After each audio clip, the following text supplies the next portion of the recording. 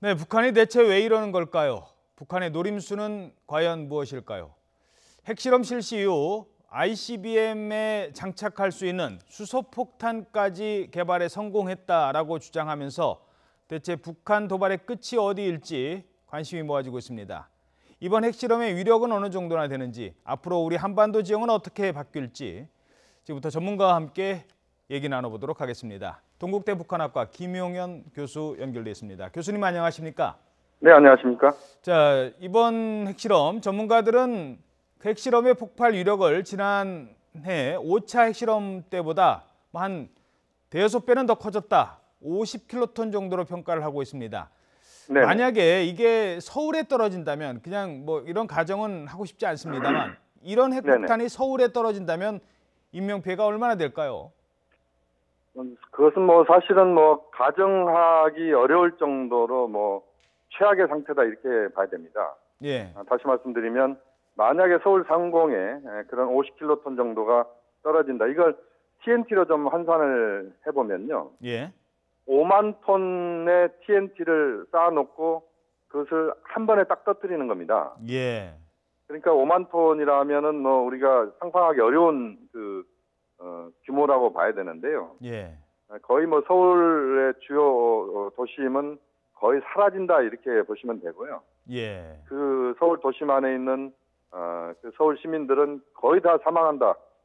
100% 사망한다 이렇게 봐도 무방합니다. 예. 이렇게 보면 만약에 수소폭탄이 만약에 떨어지게 된다는 것은 사실 상상 속에서나 있을 법한 이야기고요. 예. 최근 들어서 보면은 미국이나 소련, 과거 소련도 그렇고요. 예. 1950년대 초반에 그런 수소폭탄 실험을 일부 했지만 예. 최근 들어서는 수소폭탄 실험을 지상에서 한 사례는 없습니다. 아하. 그만큼 워낙 그 위력이 세기 때문에 수소폭탄이 갖고 있는 위력은 원자폭탄이 소총이면 수소폭탄은 대포다 이렇게 보시면 됩니다. 예. 지금 일부 언론에서는 한 200만 명이 사망한다라고 돼 있습니다만, 그거는 그 순간적인 사망 숫자고요. 그 이상의 그렇습니다. 피해는 상상하기도 어려울 것 같습니다.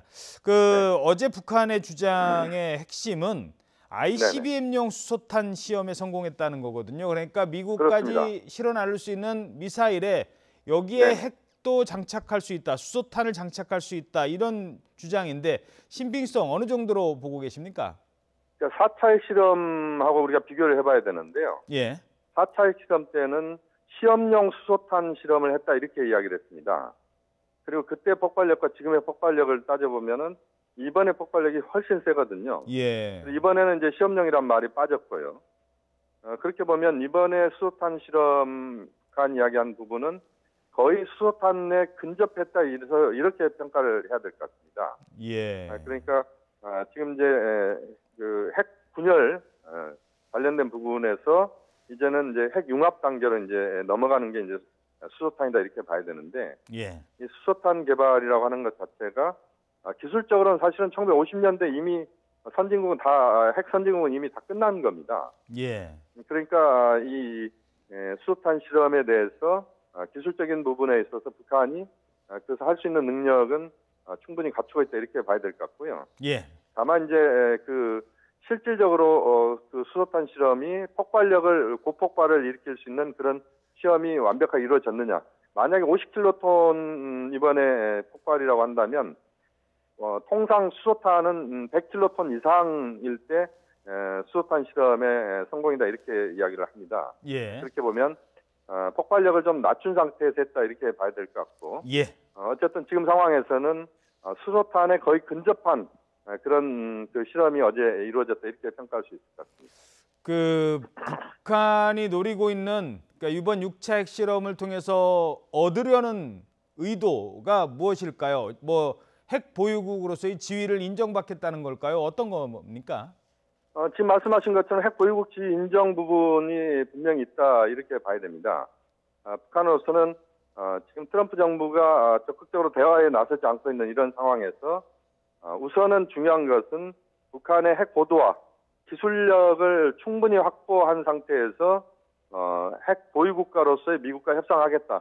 이게 이제 북한의 목표다 이렇게 봐야 되는데, 예. 어제 수소탄 실험 또는 어제 그 6차 핵실험은 결국 그러한 것으로 가는 상당히 빠른 경로에 근접하는 그런 모습을 보여줬다 이렇게 평가할 수 있을 것 같습니다. 자, 그러니까 지금 뭐 사실상 핵 보유국으로 인정을 받고 있는 뭐 인도나 파키스탄처럼 그러니까 핵 네네. 보유국으로서의 지위만 인정받아도 이제 뭐 핵실험 또는 뭐 핵과 관련된 것과 관련해서 국제사회로부터 제재를 받지 않는 뭐 인도가 지금 제재받지 않고 파키스탄도 제재받지 않듯이 뭐 미국, 중국도 마찬가지고 이미 갖고 있기 때문에 그러니까 네네. 그런 지위를 받겠다 이런 얘기입니까? 우선 이제 목표는 그렇게 설정하고 있다 이렇게 봐야 되는데요. 예. 어쨌든 북한이 핵 보유국 지위를 갖고 국제사회와의 관계를 재설정한다. 이게 이제 북한의 목표다 이렇게 봐야 됩니다. 다만 이제 지금 핵 보유국 지위를 인정받을 수 있을 정도까지 북한이 핵 보도화에 지금 완벽하게 성공했느냐 이 부분은 아직은 좀 의문이 있습니다. 예를 들면 ICBM 미사일에 있어서 대기권 재진입 기술이나 또는 예. 유도 체계가 완비가 됐는지 그러니까 네바다 사막에 떨어지는 것과 LA에 떨어지는 것은 완전한 차이가 있지 않겠습니까? 예. 그런 부분들에서 북한이 기술적인 부분의 완성도가 아직은 좀 미진하다 이런 평가가 나오고 있는데 예. 앞으로 한 1년에서 한 3년 정도의 어떤 기간이 북한이 핵 완성도를 거의 완벽하게 갖추는 그런 시간이다 이렇게 봐야 될 것 같습니다. 예, 그러니까 원래 목표했던 지점으로 떨어뜨리는 능력 그리고 대기권 네네. 밖으로 나왔다가 그 고온을 뚫고 내려오는 그 능력 이런 것들은 아직 좀 지켜봐야 된다는 것이고요. 그렇습니다. 그렇다고 해서 지금 뭐 미국이 안심할 수 있는 단계는 아닌 것 같습니다. 계속 이렇게 핵 개발을 한다면 언젠가는 그런 기술도 가질 수 있는 날이 올 수도 있기 때문이죠. 자, 트럼프 그렇습니다. 대통령 그동안 말싸움은 계속 하다가 이번에 좀 자중을 하는 모습을 보였다가 이 북한의 네네. 6차 핵실험을 보고 좀 대응 방안을 고심할 것 같은데 미국이 어떤 반응, 어떤 대응을 할 것으로 보이십니까? 미국으로서는 일단은 강경 기조는 분명한 것 같습니다. 지금 지난번 ICBM 발사에서도 미국이 엄청난 그 반발을 했는데요. 예, 이번에도 국제사회 대북 제재에 어떤 깃발은 미국이 든다 이렇게 봐야 될 것 같습니다. 그래서 여러 가지 이제 옵션들을 그 북한에 압박하는 수단으로 이제 활용할 가능성이 높다 이렇게 봐야 되는데요. 예, 지금 뭐 안보리 결의안 관련돼서 미국의 적극적인 그런 역할, 그 다음에 그 개별적 제재에서 아마 세컨더리 보이콧이랄지 이런 부분에 있어서 북한을 상당히 압박하는 그런 경제 제재 이런 것들이 중요하게 다뤄질 가능성이 높고요. 예. 군사적 옵션이나 이런 부분들에 대한 언급도 있을 가능성이 있습니다만 실제 현실화되느냐 여부는 또 상당히 어려운 문제인 것 같습니다. 자, 알겠습니다. 두 가지만 더 짚어보죠. 하나는 국제사회의 대응 그리고 우리 정부의 대응입니다. 자, 국제사회의 대응부터 살펴보면 그동안 지금 뭐 이게 벌써 몇 년째입니까? 북한이 도발하면 제재하고 그럼에도 불구하고 도발 또 하고 또 제재하고 또 도발하고 이런 악순환 이거 지금까지의 어떤 이런 식의 반복이 계속된다면 국제사회의 네네. 지금까지 제재 효과가 과연 있었는가 이런 의문이 나올 것 같거든요. 지금 말씀하신 것처럼 국제사회 제재가 그동안 뭐 여러 차례 있었습니다. 한 8번에 걸쳐서 북한에 대한 제재 결의안이 나왔고요. 그렇지만 이제 완벽하게 북한을 통제하지는 못하고 있다 이렇게 봐야 됩니다. 다만 이제 지금 현재 중요한 것은 한미동맹과 한중협력 또는 한미중협력, 국제사회의 어떤 일치된 그런 압박 이것이 대단히 중요한데 그동안은 좀 그런 부분들에서 균열이 컸다 이렇게 봐야 될 것 같고요. 역시 관건은 미국과 중국이 얼마만큼 협조하면서 현재 어떤 북한 핵 문제에 대한 인식의 공유 속에서 압박의 공동 보조를 펼치느냐 이 부분이 관건이다 이렇게 봐야 될 것 같습니다. 예.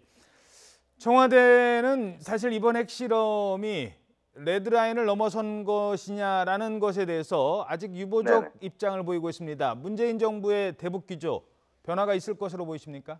큰 틀에서의 기조 변화는 일단은 그 북한 핵 문제에 대해서 강하게 그 제재를 가하면서도 대화를 또 병행한다 이런 큰 기조의 변화는 없다 이렇게 봐야 될 것 같고요. 예. 다만 이제 지금 상황에서 북한 핵의 6차 핵실험 이 과정에 대해서 국제사회 공조 또 한국이 적극적으로 거기에 대해서 또 개별적인 북한에 대한 제재 뭐 이런 부분들에서 단호한 조치는 있을 것이다 이렇게 본다면 예. 큰 틀에서는 현재 기조를 유지하면서도 현재 어떤 상황에 대해서 국제사회와 또 한국의 독자적인 그런 압박, 제재 이런 부분들에서의 한국의 역할은 굉장히 단호할 것이다.